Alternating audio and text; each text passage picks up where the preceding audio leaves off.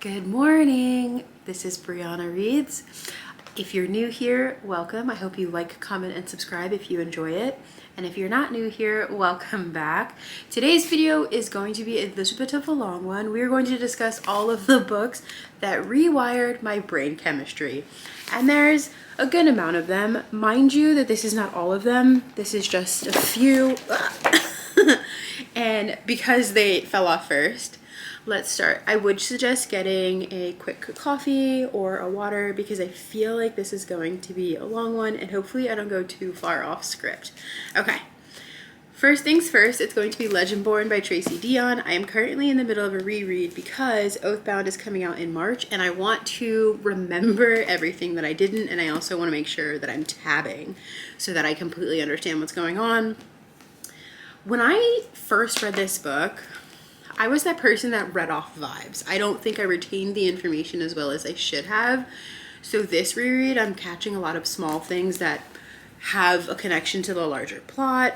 And honestly, the only thing that's tried and true is that Bree, my grua, and Selwyn Kane, Big Daddy Kane. I love him. However, Bree is the main character and always will be, so I'm going to ride beside her. My King Arthur. The part that got me is that obviously my dad recently died and grief is such an interesting thing. So when I picked this up and started rereading, we are immediately catapulted into Bree's grief. We are reckoning with her losing her mom after saying something incredibly hurtful. And that was very similar to me because I think the last conversation I had with my dad was me telling him that I hated him and then he died. And as I'm reading the first chapter, I can feel the hurt and the sadness that's like jumping off of the page, and I identified with it so strongly. And there was a quote in here, and she said, "Death creates an alternate universe, but after 3 months I have the tools to live in it." And I think that's really sort of where I'm at in my head, is that death has created a before Bree and an after Bree, and I'm learning how to live in it. Also, what really got me about this book is that you're dealing with the South, a very obviously black girl who is in a pretty much all white society, secret society. She's othered. She is, discriminated against. She is told that she can't be a part of it because she is not, and finding how she faces that, all of these obstacles are being thrown in her way and she's really trying to navigate it. And it's also a story of friendship, a story of love, a story of grief, a story of figuring out what happened to your mom, but also understanding what happened to your ancestors. And I'm hoping to finish this by the end of the month so that I can do Bloodmarked in February. And this list of books that rewired my brain chemistry would not be complete without my girl Kennedy Ryan, who I was lucky enough to meet about 1.5 years ago, and I now slide into her DMs religiously. One, because I'm trying to get the next book, okay? I'm trying to get Hendrik's book. I'm sorry. Forever. Hey, babes. Do you need my Addie? Anyway, This Could Be Us by Kennedy Ryan. Grief. Love.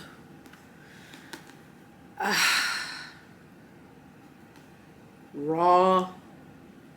Sacrifice, being self-reliant on a man, finding real happiness. It's so hard to put into words because it's so good. Kennedy Ryan's pen game is deeply, deeply unmatched. She writes with such emotion, such feeling, such understanding that when you read these characters, you can't help but find little nuggets of yourself within them. This idea that you have fallen in love with someone, but they're not the person for you. So now you're starting over, but you have these kids and you have nothing, and you're trying to navigate your friendships, your divorces, your life post man who you thought was yours. And then on top of that, you're relearning who you are. You're trying to fall in love again, even though you don't feel deserving of it. It's just, there was so, each one of her books packs a gut punch and then puts you back together so that by the end of the book, you're like, oh. So while I broke my heart in the beginning, I'm put back together and everything is going to be all right. And that is why Kennedy will always be one of my top top authors. There is never a book that I'm not going to choose from her, because every book I've read from her has left me almost comatose, but eagerly anxious for the next one. Okay? Now this one's a little different because when I got this book and I read it and I finished it, I was left deeply disturbed, really uncomfortable, but also broken. It is Little Rot by Akwaeke Emezi. And they have this ability to write something that is so disturbing, but like not in the ways that you think, because as you're reading it, you're just like, I don't know what direction this book is going, and I'm not sure if I want to be along for this ride, but you keep flipping the pages. You keep going. And every other page, I mean, I just opened it, right? He has this desperation he tries to hide. And when he's with women, it makes him try to be dominant, try to be the kind of man he wishes he was, with the kind of power he wishes he had. But at the end of the day, he's just looking for validation, like everyone else. I would recommend this book to anybody and everybody, with a caveat that said, look at the trigger warnings and ask yourself, is this a book that I can read? And if it is, let me go in understanding that a lot of these topics are really hard. There is sexual violence. There is non-con. It's just, their writing leaves you wanting more. And then once you get to that final page, you ask yourself, was this the more that I wanted? And honestly, Breana, cut that part out. Next is another book by them, The Death of Vivek Oji. I sobbed into my wine glass. So I wasn't wasting that red, but I sobbed into my wine glass while I read this book. There's trans representation, there's a broken family, there's love for the first time, there's understanding one's body, there's this deep dive into being who you are and allowing yourself to be true to that. And obviously there's death, right? Because the cover literally tells you who dies. But even knowing that, even going and knowing that Vivek is going to die, reading them dying broke me. Because in your mind, you're like, no, they just made this the title as like a tongue-in-cheek. No, it's very much real. It is very much real.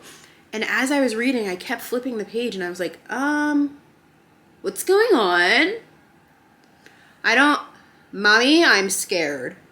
And when I finished, I said to myself, good God, they know how to write a story. Because from the moment I picked it up, I read it in a day. We lay together like that until all the tears had wrung their way out of me. Until we both fell asleep, wet with each other's salt.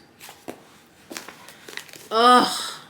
10, 10, 10s across the board. It literally rewired my brain chemistry in all of the most positive ways.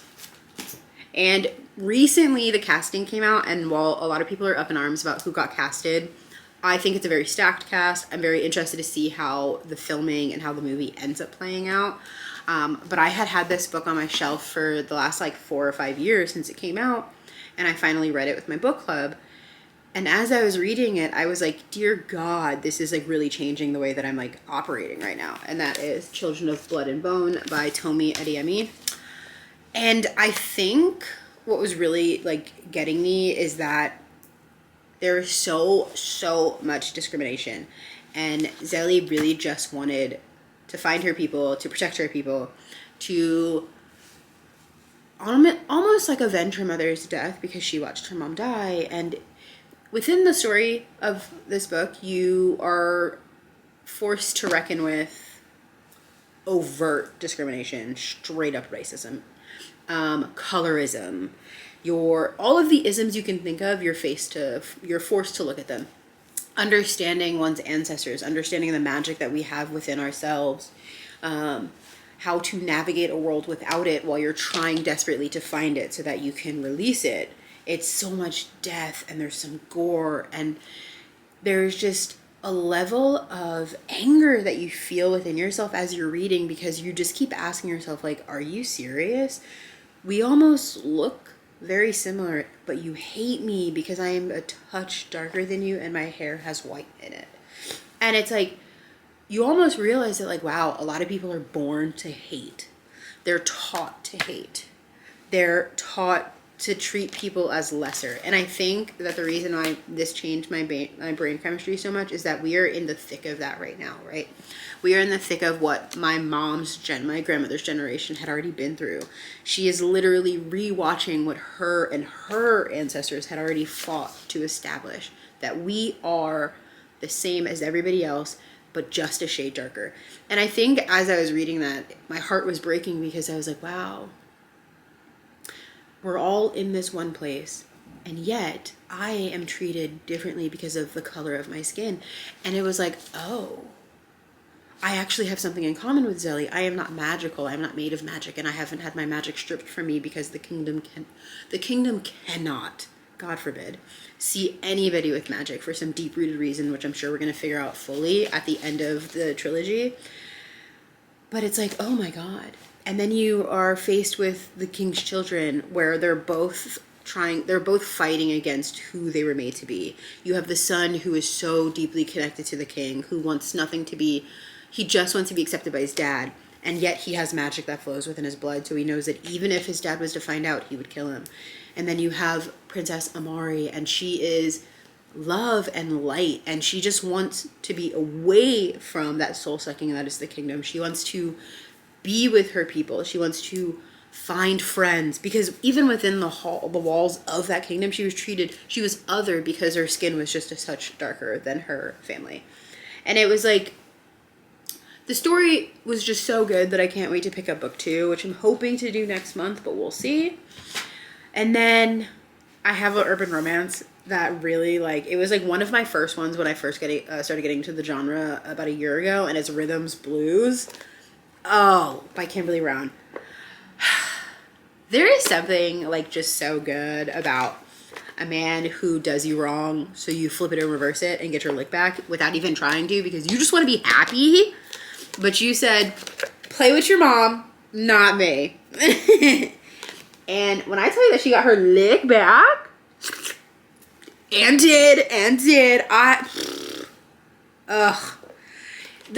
her deadbeat boyfriend Raheem was obviously stepping out on her. He wanted to be a rapper. He was, like, up and coming. She ends up connecting with Channing. White boy wasted Channing Tatum. She ends up, he's not a white boy though, he's a black man. He is a renowned music producer who happens to be working with her boyfriend. They meet by happenstance. She falls, he falls harder. And it was just everything I wanted in a book. I even have it on Kindle because I knew that I wanted to, like, I'm like that girl that loves to reread books over and over and over again. And then this book hit the sound waves of TikTok, and a lot of my mutuals were reading it and telling me, not telling me specifically, but like telling everybody, like, you need to read it. It's really good. I realized that I had been sent a copy, and it had just been like chilling on my bookcase in my bedroom. And it's Between Friends and Lovers by Shirlene Obuobi. I hate a love triangle unless it's done right. And this love triangle, I can't even say it was really a love triangle though, because it's literally being in love with someone who doesn't even see you, who doesn't value you, who thinks that you're always going to be there, and your best friends. So you watch your best friend that you're in love with fall for other people. You have to kind of remove yourself from those feelings so that you can be there for them. And you have to constantly invalidate your own feelings so that you're not making it messy. And then when finally you step up and you're like, actually, I don't want to hide that I'm in love with you. And then it ends up backfiring, but you end up meeting someone else. And it's just like this story of like, maybe that friendship was what it was. Like maybe you loved them, but not in the way that you thought. And maybe now you actually have a chance at real, true love. And that's what this book gave me. It just like, it had me like kicking my feet, rubbing them like a grasshopper, and just like everything that I needed it to be. So I loved it. And now the final book, I also read this with my book club. And this book absolutely messed me up. like deeply messed me up. I felt a little traumatized, and I think the reason why is because of what we're currently going through and who we currently have in office. And I think as I was reading it, it felt very like the fact that it was written in 1994 and all of it, what she was saying is happening now. And I know that she's not a witch. She's not like somebody who can see the future. She is a historian who looks at the trends and has really good pattern recognition. And by that being said, it's Parable of the Sower by Octavia Butler. It's literally a story of survival, right? This new president comes in with the tagline of Make America Great Again. And next thing you know, their entire world has changed. There's no more elections. There's no food. There's very little shelter. People are turning on each other. And Olamina has to really reckon with who she is in this moment and where they're going to go from here. It's about really relying on your community. It's about rebuilding community. It's about how if the government can't keep us safe, we have to keep each other safe, right? And I think that as I was reading it, I felt deeply, deeply uncomfortable because it was a little too close to home. You know, it kicks off with fire starting in Altadena, which is what just happened. And it just goes downhill from there. And I know that there's a follow-up book, and it's supposed to be a book of hope about like what comes after. And I don't know if I'm in a position to read that just yet, because I feel like with everything going on, I don't have as much hope as I thought I did. I find that a lot of my hope is slowly being stripped from me. And maybe I need to read it because I need to regain that hopefulness. I need to regain that sense of things will end up working out. It's going to be awful for a really long time, but if I stay true and connected to my community and to the people that are like me and understand what we're in, we'll eventually come back out on top. But I recommend this book so much, and I feel like we've been talking a lot about it on Threads and TikTok and Instagram. I've seen a lot of it. A lot of people are like, read it. If you want to know what's happening, read this. And it's like, well, yes. But also really sit with the text as well. Really understand what the story is telling you. And I think that the focal point of this book is literally community and survival. It's understanding and learning survival skills, yes. But it's also realizing that like we cannot do anything in this world without the help of each other. And I understand that the United States is an incredibly individualistic society. But this book really taught me the power of community, and it made me want to tap back into it. It made me want to find my people. It made me want to connect with my people. And I think that in times like this book is incredibly powerful, and that is exactly why it rewired my brain chemistry, because for a moment, it reminded me that I am just one of millions and millions of dots, right? That I cannot think that the world only revolves around me. I have to put myself outside of that and really look at all of us, look at the bigger picture. Because if one group isn't free, then we all aren't free. And those are the books that absolutely rewired my brain chemistry. Hold on, I'm gonna try and get a thumbnail. Why do I always do the millennial pose? Okay, so with that being said, our next video is going to be a reading vlog, and we're going to be reading the Kingmaker series by Sophie Lark. I am very intrigued by this series. It's also been sitting on my shelf since 2021. My friend Mallory sent them over, and they've been collecting dust, which means that I really need to crack them open and break the spine so that I can finally read them. And hopefully this footage won't be ruined, because I had planned on posting a read with me vlog and all of the audio was garbled. You heard this like really weird zzz in the background. So it was like, you could hear nothing that I was saying, and it was just so ridiculous that I was like, I have to scrap all of that. So 7 days worth of footage, poof, gone, which is why you're getting this one today. So I'm going to be more prepared for next week, and hopefully have the Kingmakers reading vlog posted to you by Sunday. All right. I love you all. If you like me, even a little, Like, comment, and subscribe, and you can find me here. Bye!